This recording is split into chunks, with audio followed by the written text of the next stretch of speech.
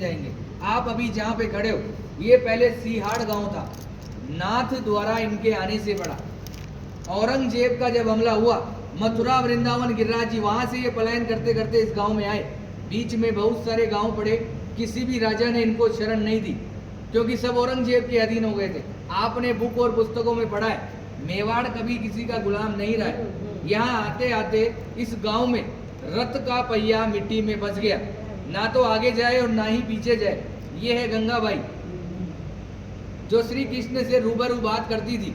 पीछे हैं ब्रिजवासी, ये है पंडित दामोदर जी, और ये मेवाड़ के राजा राज सिंह।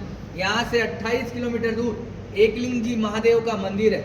ये महादेव से डायरेक्ट बात करते थे, जैसे गंगाबाई श्री कृष्ण से बात करती थी, वैसे ये डायरेक्ट महादेव से बात करते थे। जब इस गांव में रथ का पहिया मिट्टी में फंसा, तो गंगाबाई ने श्री कृष्ण से पूछा, प्रभु क्या लीला है आपकी, ना तो रथ आगे जा रहा है ना पीछे जा रहा है। तो श्री कृष्ण जी का जवाब आया, मैं किसी के कारणवश यहाँ आया हूँ, यहाँ के राजा को बुलाया जाए और मेरे लिए मंदिर का निर्माण किया जाए। गंगाबाई ने ये बात पंडित दामोदर जी को बताई, और पंडित दामोदर जी ने मेवाड़ के राजा राज सिंह को बुलाया और कहा कि हमारे प्रभु पधारे, क्या इनको शरण मिल सकती है। तो राजा राज सिंह ने जवाब दिया, मैं मेरे गुरु आराध्य से पूछता हूँ, अगर वो इजाजत देंगे तो मैं मंदिर का निर्माण करवाऊंगा।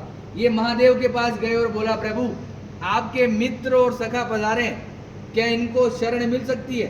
तो भोलेनाथ ने एक सुंदर सा जवाब दिया, मेवाड़ की जनता अगर इसके नखरे उठा ले तो ही इसी को रोकना है, अन्यथा जाने देना है, क्योंकि ये अलग अलग श्रृंगार करता है, 8 समय की झांकियां लेता है और अलग अलग भोग लेता है। घूम फिर के ये बात गंगाबाई के पास आई, और गंगाबाई ने श्री कृष्ण को बताया, प्रभु आपके लिए तो महादेव ऐसा ऐसा बोल रहे हैं। तो इन्होंने भी एक सुंदर सा जवाब दिया कि वो है बोला, नाम से भी बोला है, काम से भी बोला है, उसको तो 2 रुपए की राख लगाकर बैठा दो तो बैठा रहेगा, मगर मेरे नखरे वो जानता है। मैं मेवाड़ की जनता को वचन देता हूँ, मैं यहाँ का जल भी ग्रहण नहीं करूँगा। आज भी जल यमुना नदी से आता है, सीधा मंदिर में रखाया जाता है, मंदिर में जो झारी जी भराई जाती है, और उसी जल का जो प्रसाद बनता है वही ठाकुर जी ग्रहण करते हैं। आप लोगों का जो प्रसाद होता है वो बाहर दिखाकर बाहर ही बांट दिया जाता है। कहते हैं किसी के कारणवश ये आए, मीराबाई की कजन सिस्टर अजब कौर बाई साहब, इनके साथ पासे खेलती थी चौपट। श्री कृष्ण को पता थी कि आज मेरे साथ ये पासे क्यों खेल रही है, मगर श्री कृष्ण जी जान चला के हारते गए और अजब कौर बाई साहब को जिताया और बोला कि मांग तुझे क्या चाहिए। तो अजब कौर बाई साहब ने कहा कि आप मेरे मेवाड़ में पधारिए। आज 350 साल हो गए ठाकुर जी को यहाँ विराजते हुए, 150 साल बाद अपन भी जीवित रहे कि ना रहे, ये वापस जतीपुरा चले जाएंगे। आज भी निज मंदिर में रथ रखा हुआ है, नाथद्वारा के मंदिर में गेट नंबर 2 के पीछे कांच में वो बिल्कुल पैक है।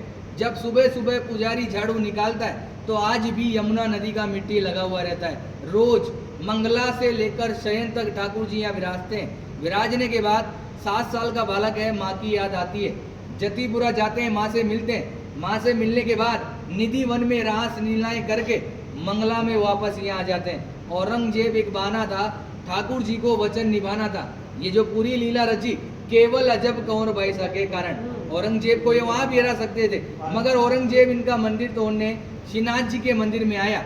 उसकी माँ भी उसके साथ आई। जैसे ही औरंगजेब मंदिर के अंदर गया, अंधा हो गया, उसको कुछ नहीं दिखाई दे रहा।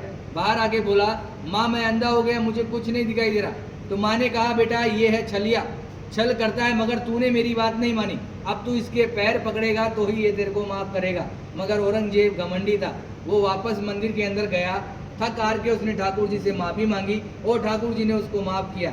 माफ़ करने के बाद ठाकुर जी ने उसकी आँख उसको वापस दी। आँख देने के बाद औरंगजेब बहुत खुश हुआ। खुश होने के बाद जो कोहिनूर डायमंड हीरा जो ठूठी पे लगाया जाता है, वो औरंगजेब की माँ ने ही वेट किया था।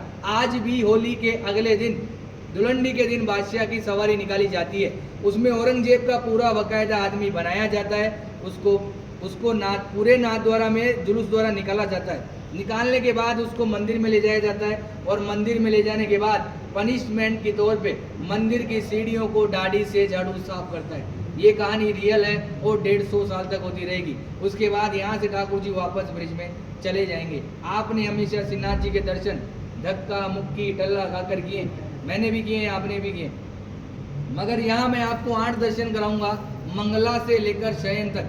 ठाकुर जी क्या खाते हैं, क्या पहनते हैं, वो सब बताया जाएगा। उससे पहले आपको इस कमरे में जाना है। 252 वैष्णव की वार्ताएं शॉर्ट में दे रखी है, वो आपको पढ़नी है। पढ़ने के बाद 10 मिनट का टाइम है, आप आराम से मोबाइल द्वारा फोटो लीजिए, फिर अपन चलेंगे 8 दर्शन में। जय श्री कृष्ण।